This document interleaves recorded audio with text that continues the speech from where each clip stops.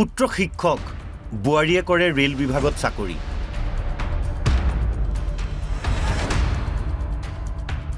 কিন্তু পুত্ৰ বুৱাৰীৰ ঘৰত স্থান নাই বৃদ্ধ মাতৃৰ।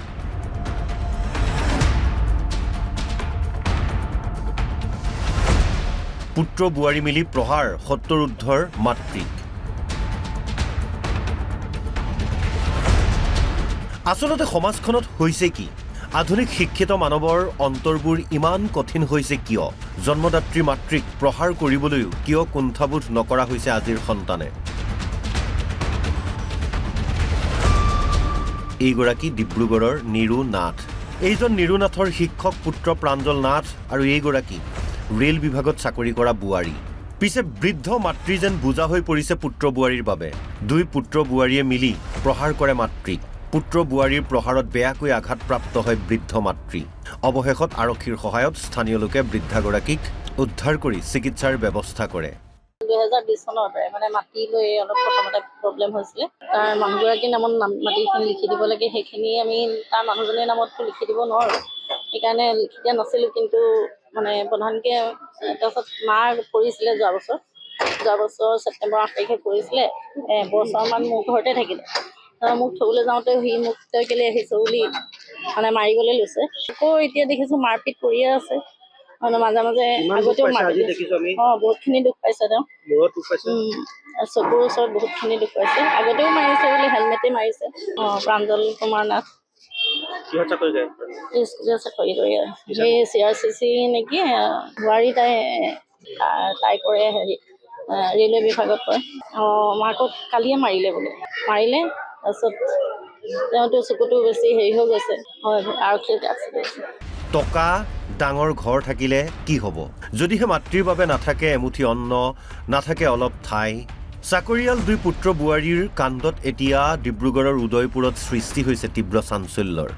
সকলোৱে বিচাৰিছে কুলাংগাৰ পুত্ৰ বুৱাৰীৰ উচিত শাস্তি। ডিব্ৰুগড়ৰ পৰা হৰেণ সোণোৱালৰ ৰিপৰ্ট NB নিউজ।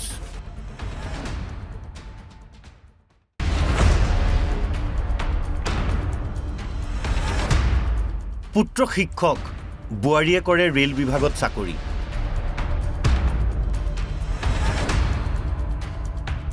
কিন্তু পুত্ৰ বুৱাৰীৰ ঘৰত স্থান নাই বৃদ্ধ মাতৃৰ।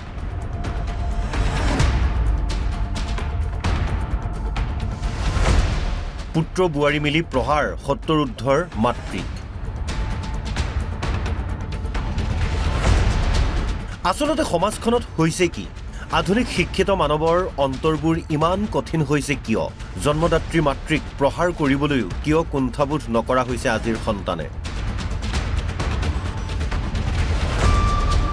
এইগৰাকী ডিব্ৰুগড়ৰ নিৰু নাথ। এইজন নিৰু নাথৰ শিক্ষক পুত্ৰ প্ৰাঞ্জল নাথ আৰু এইগৰাকী ৰেল বিভাগত চাকৰি কৰা বুৱাৰী। পিছে বৃদ্ধ মাতৃ যেন বোজা হৈ পৰিছে পুত্ৰ বুৱাৰীৰ বাবে। দুই পুত্ৰ বুৱাৰীয়ে মিলি প্ৰহাৰ কৰে মাতৃক। পুত্ৰ বুৱাৰীৰ প্ৰহাৰত বেয়াকৈ আঘাতপ্ৰাপ্ত হয় বৃদ্ধ মাতৃ। অৱশেষত আৰক্ষীৰ সহায়ত স্থানীয় লোকে বৃদ্ধাগৰাকীক উদ্ধাৰ কৰি চিকিৎসাৰ ব্যৱস্থা কৰে। 2020 চনৰ পৰাই মানে মাটি লৈ অলপ প্ৰথমতে প্ৰব্লেম হৈছিলে। তাৰ মানুহগৰাকীৰ নামত মাটিখিনি লিখি দিব লাগে, সেইখিনি আমি তাৰ মানুহজনীৰ নামততো লিখি দিব নোৱাৰোঁ। সেইকাৰণে লিখি দিয়া নাছিলোঁ, কিন্তু মানে প্ৰধানকৈ তাৰপাছত মাৰ পৰিছিলে যোৱা বছৰ ছেপ্টেম্বৰ 8 তাৰিখে পৰিছিলে। এবছৰমান মোৰ ঘৰতে থাকিলে। মোক থবলৈ যাওঁতে সি মোক তই কেলৈ আহিছ বুলি মানে মাৰিবলৈ লৈছে। আকৌ এতিয়া দেখিছোঁ মাৰপিট কৰিয়ে আছে। মাজে মাজে আগতেও বহুতখিনি দুখ পাইছে তেওঁ। চকুৰ ওচৰত বহুতখিনি দুখ পাইছে। আগতেও মাৰিছে বুলি হেলমেটে মাৰিছে। প্ৰাঞ্জল কুমাৰ নাথ স্কুলীয়া চাকৰি কৰি সেই CRCC নেকি বুৱাৰী তাই কৰে হেৰি ৰেলৱে বিভাগত কৰে। মাকক কালিয়ে মাৰিলে বোলে। তাৰপিছত তেওঁতো চকুটো বেছি হেৰি হৈ গৈছে। আৰক্ষীৰ টকা ডাঙৰ ঘৰ থাকিলে কি হ'ব?